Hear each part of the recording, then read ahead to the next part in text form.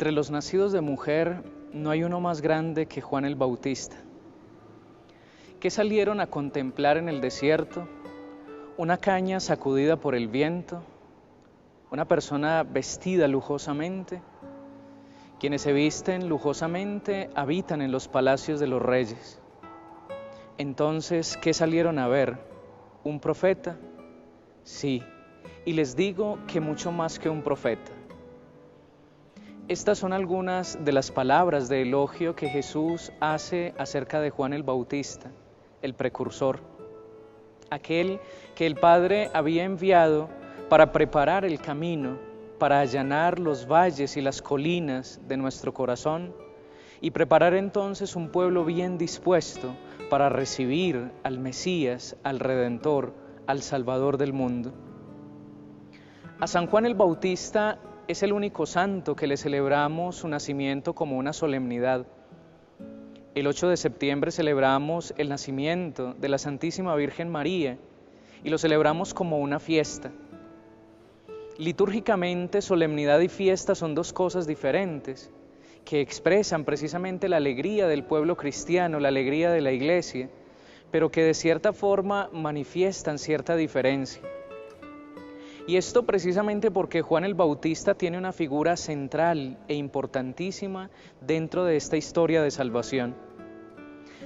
Tanto que podríamos decir que es el último de los profetas y el primero de los discípulos de Jesús.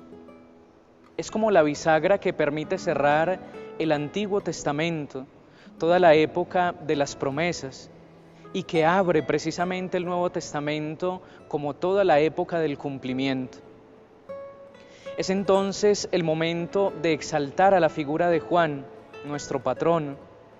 Y la liturgia de hoy nos va a decir en el prefacio de la misa que él mismo ha tenido el honor de bautizar al autor del propio bautismo y señalar luego su presencia entre los hombres. Esta figura sin duda alguna nos conmueve, porque su ejemplo de humildad y de vida oculta son una enseñanza para cada uno de nosotros que servimos también a la obra de la salvación de los hombres. Es preciso que Él crezca y que yo disminuya. Es una invitación a no buscar protagonismos, a no buscar recompensas humanas, a tener presente que no tenemos que tener la pretensión de ser artífices de la salvación para otras personas, pero también la certeza de que Dios nos necesita, de que necesita de nuestras obras, de que necesita de nuestra manera de actuar, de hablar y de acercarnos a los demás. Quisiera recordar aquí las palabras de San Agustín hablando de San Juan el Bautista.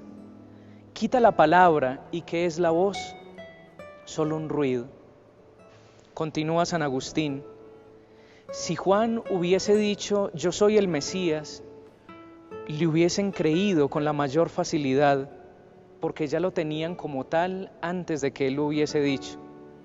Pero no, se reconoció a sí mismo, no permitió que lo confundieran, se humilló a sí mismo, comprendió dónde tenía su salvación, comprendió que no era más que una antorcha y temió que el viento de la soberbia le pudiese apagar.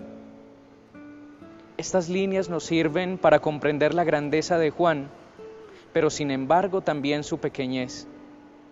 Quisiera que nos centráramos entonces en el Evangelio para reflexionar desde la palabra de Dios sobre la importancia de esta figura en la historia de la salvación.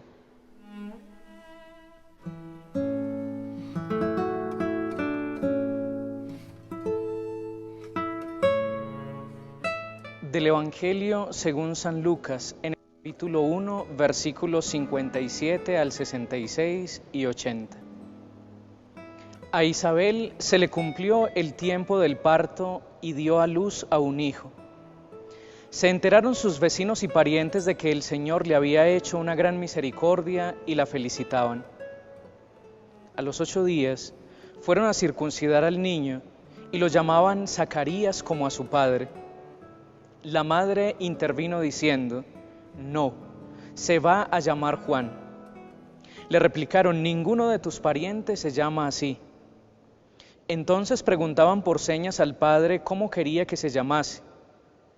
Él pidió una tablilla y escribió: Juan es su nombre. Todos se quedaron extrañados. Inmediatamente se le soltó la boca y la lengua y empezó a hablar bendiciendo a Dios.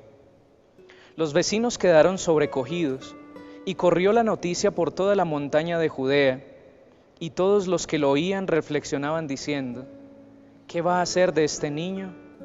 Porque la mano del Señor estaba con él. El niño iba creciendo y su carácter se afianzaba. Vivió en el desierto hasta que se presentó a Israel. Palabra del Señor. Gloria a ti, Señor Jesús.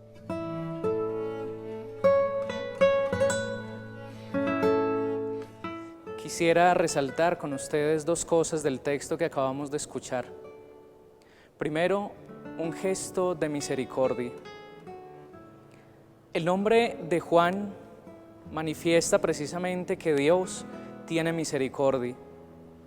Y la esperanza que hay también en estos dos ancianos, Zacarías, que su nombre viene de la palabra Zakar, que significa memoria, habla propiamente del recuerdo que Dios tiene también de las realidades que le presentamos.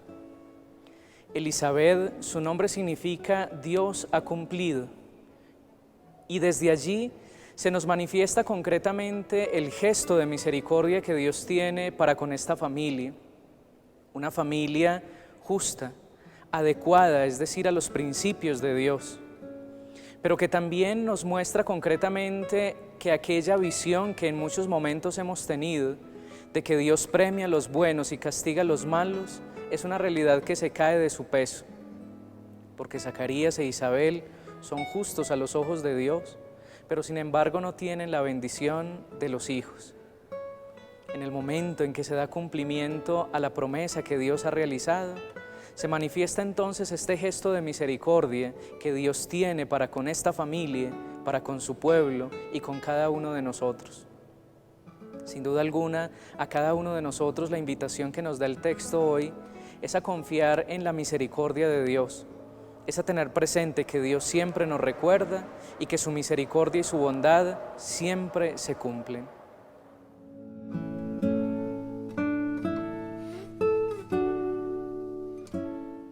Segundo, mudo por no escuchar. Siempre me ha llamado la atención aquello que nos dice el texto, que en el momento en el que van a ponerle el nombre de Juan, todo el mundo se admira de por qué le van a poner este nombre si nadie en su familia lo tiene.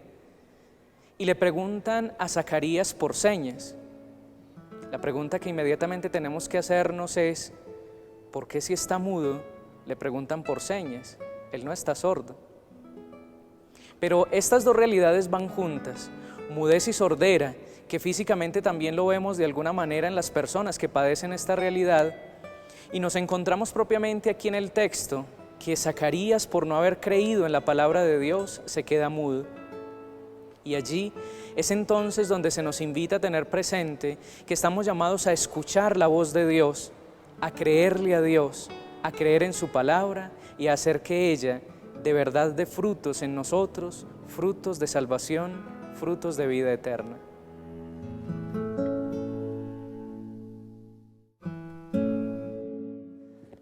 La tarea de hoy es creer en la palabra de Dios, para que tus obras manifiesten la misericordia del Padre.